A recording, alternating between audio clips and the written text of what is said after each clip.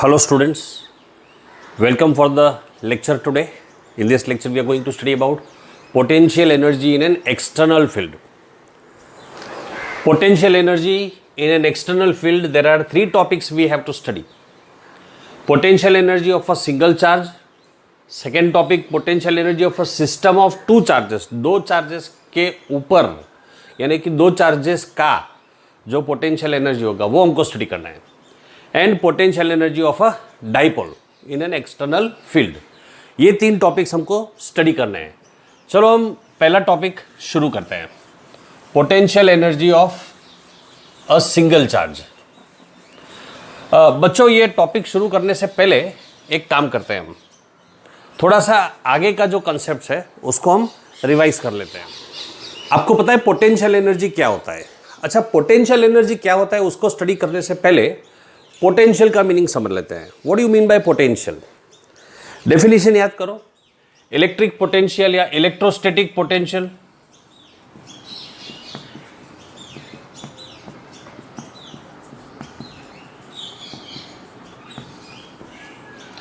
It is the work done. What is electrostatic potential? Work done to bring a unit positive charge from infinity. ये सारे बातें आपको याद रखनी है. To a given point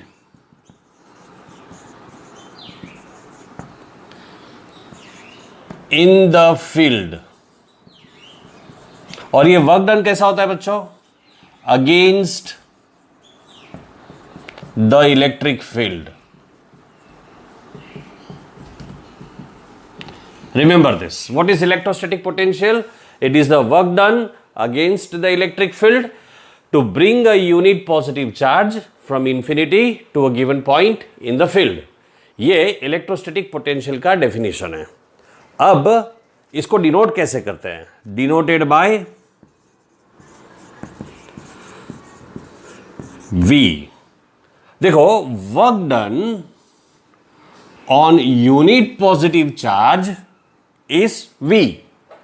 then work done on charge Q क्या होगा? Unit यानी कि 1 पॉजिटिव चार्ज का वर्क डन V, तो Q चार्ज होगा तो वर्क डन कितना हो जाएगा? QV. और इसी को हम बोलते हैं potential energy, denoted by U, capital U.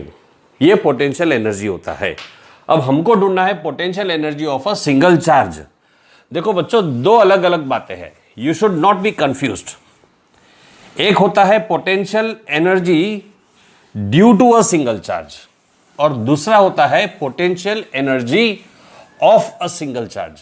What is the difference? Let me write down the two phrases separately. Potential energy due to a single charge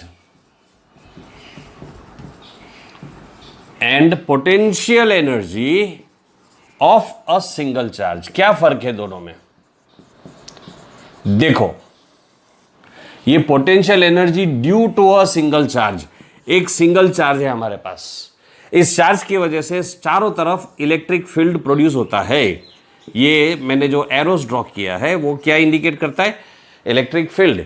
ऐसे इलेक्ट्रिक फील्ड में अगर मैं कोई दूसरा चार्ज लेकर आता हूं Q, ये मेरा है सोर्स चार्ज कैपिटल Q और ये है टेस्ट चार्ज, तो इसके ऊपर जो फील्ड लगता है उस फील्ड की वजह से जो इस टेस्ट चार्ज की जो एनर्जी होती है वो किसकी वजह से आई? ये सोर्स चार्ज की वजह से. तो सोर्स चार्ज की वजह से जो एनर्जी प्रोड्यूस होती है वो ये हो गया potential energy due to a single charge. और इसको हम आगे पढ़ चुके हैं. हमें पढ़ना है सेकेंड वाला कंसेप्ट, यानी कि इसके ऊपर कितना पोटेंशियल एनर्जी लगता है.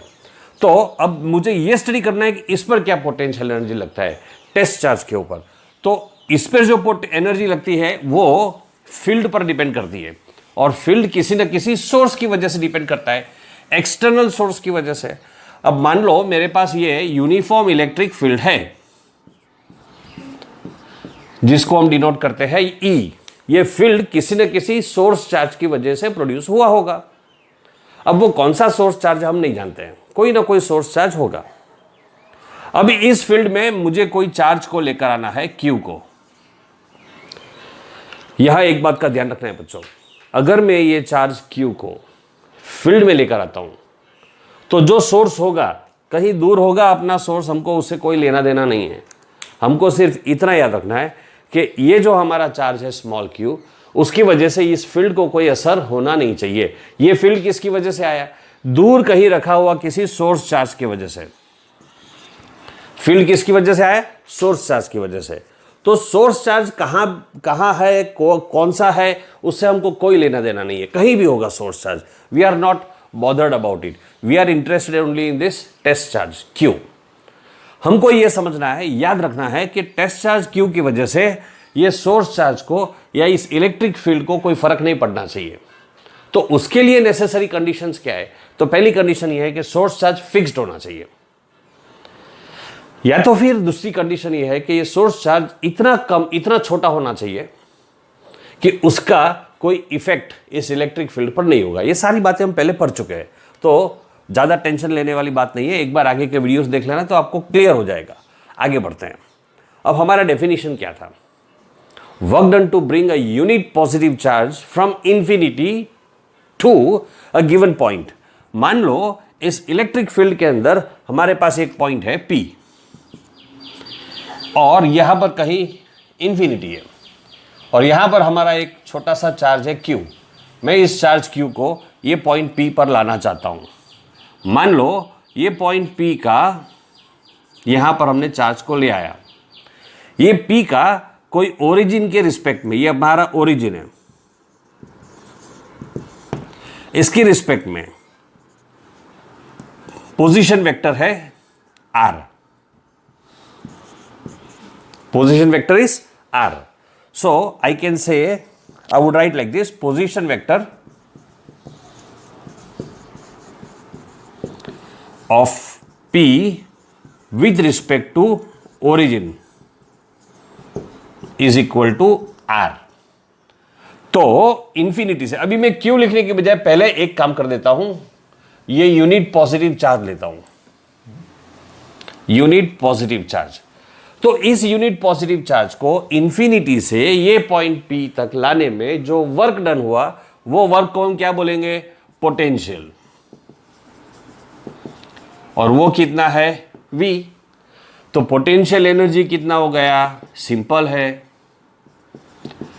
पोटेंशियल एनर्जी इसको हम डिनोट करेंगे VR, क्योंकि अब ये पॉइंट पर ला रहे हैं और इस पॉइंट का पोजीशन वेक्टर क्या है? R। तो अब मैं इसे लिखता हूं VR। ये मल्टीप्लिकेशन नहीं है, ये सिर्फ ये समझाने के लिए है कि जिस पॉइंट का पोजीशन वेक्टर R है उस पॉइंट पर पोटेंशियल V है। और पोटेंशियल क्या होता है? फिर से एक बार याद करो, यूनिट पॉजिटिव चार्ज को यहां तक P तक लाने का जो वर्क डन होता है वो पोटेंशियल होता है। तो अगर यूनिट पॉजिटिव चार्ज की बजाय अब मैंने चार्ज Q बना दिया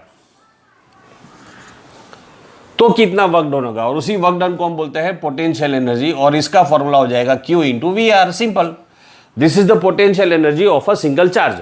इस सिंगल चार्ज, हम यही स्टडी कर रहे हैं, इस सिंगल चार्ज का पोटेंशियल एनर्जी कितना होगा? तो यही फॉर्मूला है QVR। वही की वही बात है हम जो पहले पढ़ चुके हैं, नया कुछ नहीं है।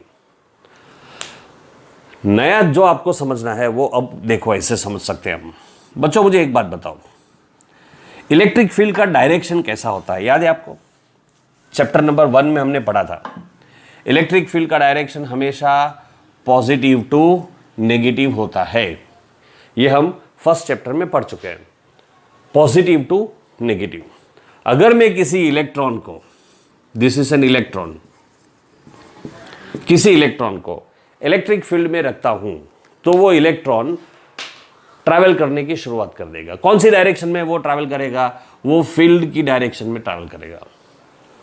मान लो मैं किसी इलेक्ट्रॉन को पॉइंट P के ऊपर ले आता हूं, यहां पर मैंने इलेक्ट्रॉन को रख दिया और ये पॉइंट P का पोटेंशियल है V1।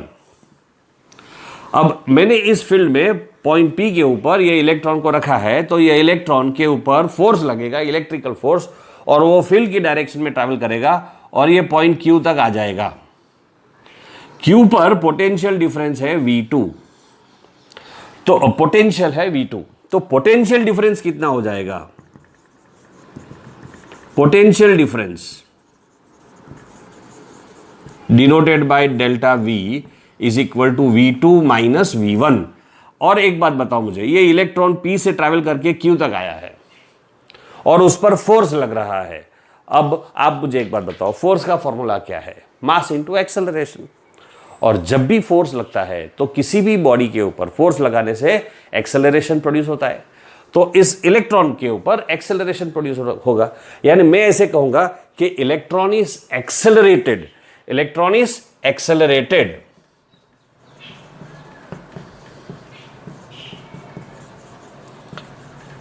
अब इस एक्सेलरेशन की वजह से होता क्या है बच्चों? एक्सेलरेशन की वजह से electron gains energy, electron gains energy. इसकी स्पीड बढ़ रही है ना, और स्पीड बढ़ रही है तो उसकी एनर्जी बढ़ रही है। इलेक्ट्रॉन गेन्स एनर्जी, कितनी एनर्जी? इक्वल टू, अब मुझे एक बात बताओ, यूनिट चार्ज होगा तो एनर्जी कितनी होती है? V। Q चार्ज होगा तो एनर्जी कितनी होगी? Q into V। और यहां पर हमारा Q कौन सा है? Q मतलब क्या होता है? चार्ज। और Q कौन सा है? इलेक्ट्रॉन है। तो मैं अब Q के बदले में क्या लिखूंगा? E multiplied by V। This energy is called electron volt. This energy is called electron volt. बच्चों, न्यूक्लियर फिजिक्स में, सॉलिड स्टेट फिजिक्स में, एटॉमिक फिजिक्स में इलेक्ट्रॉन वोल्ट एक बहुत इंपॉर्टेंट यूनिट है। Electron volt is the unit of energy. How do we define electron volt?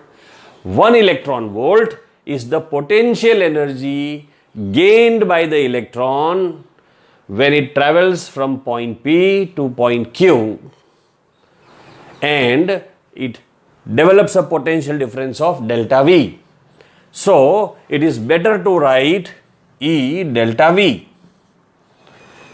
E is electron, delta V is potential difference.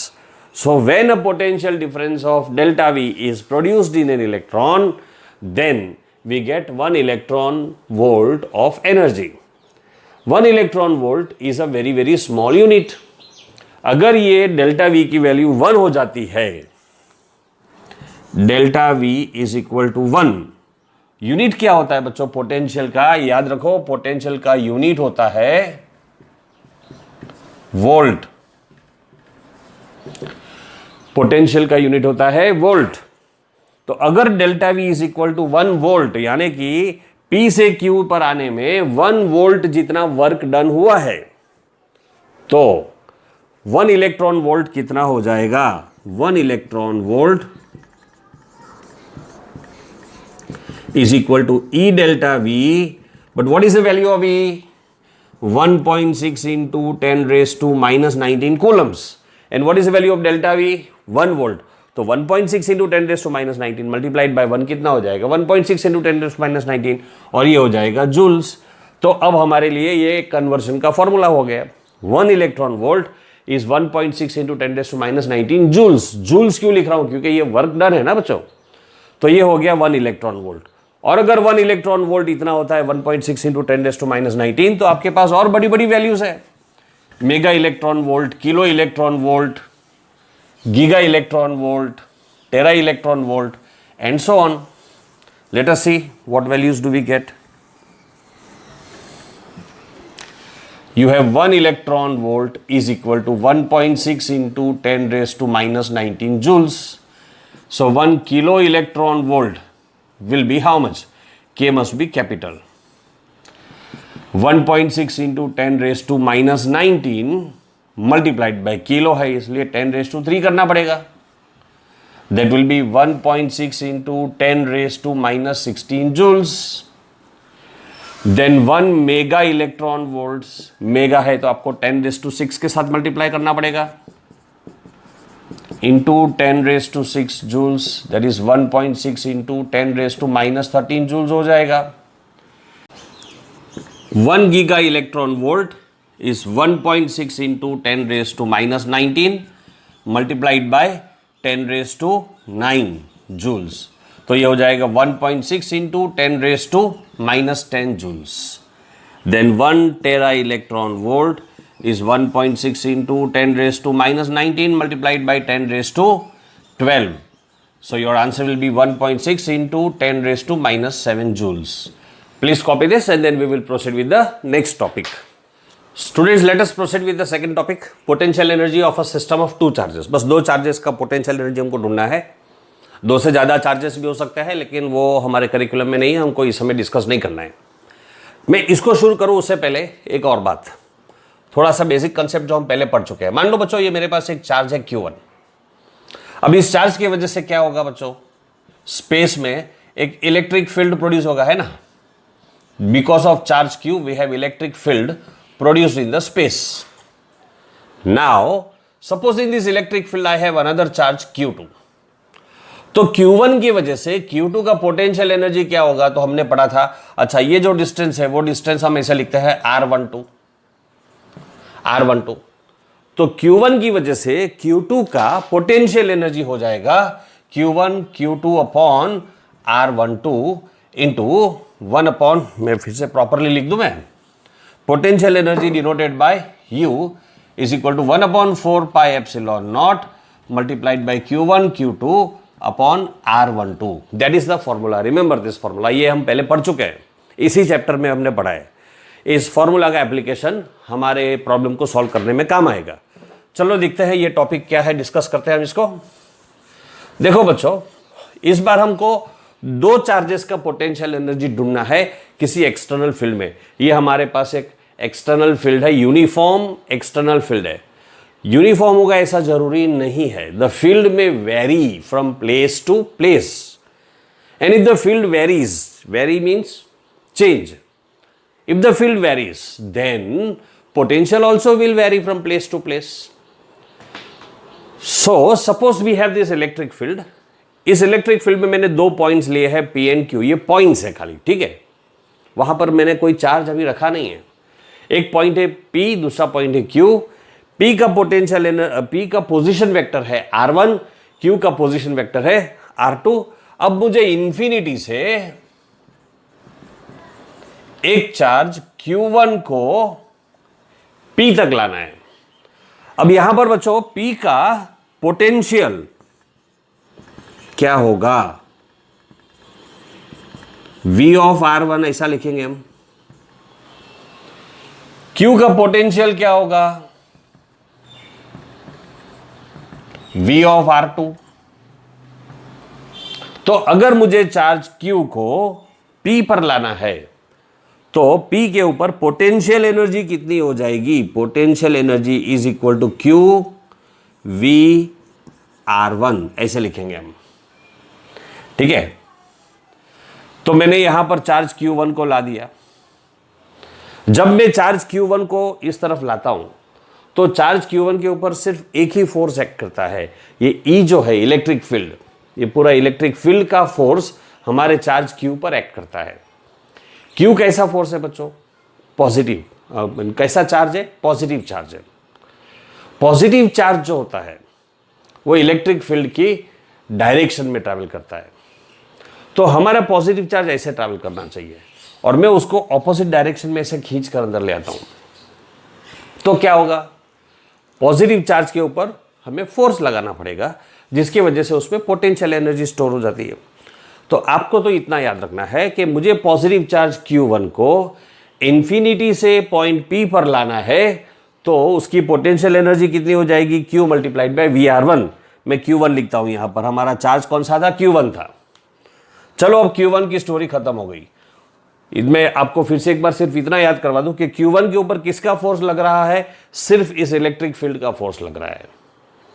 अब मैं दूसरा एक चार्ज लेकर आता हूं Q2 को, इंफिनिटी से ये पॉइंट Q पर ला रहा हूं। जब मैं चार्ज Q2 को इंफिनिटी से Q पर ला रहा हूं तो Q2 के ऊपर कौन सा फोर्स लग रहा है? Q2 के ऊपर इलेक्ट्रिक फील्ड E का फोर्स तो लग रहा है, साथ साथ अब Q1 का फोर्स भी लगेगा बच्चों, याद रखो। तो Q2 को Q पर लाने के लिए हमें कितना वर्क करना पड़ेगा? Work done on Q2 will be, जब Q2 इधर आ जाएगा तो एक तो हमको Q2 multiplied by VR2 work करना पड़ेगा,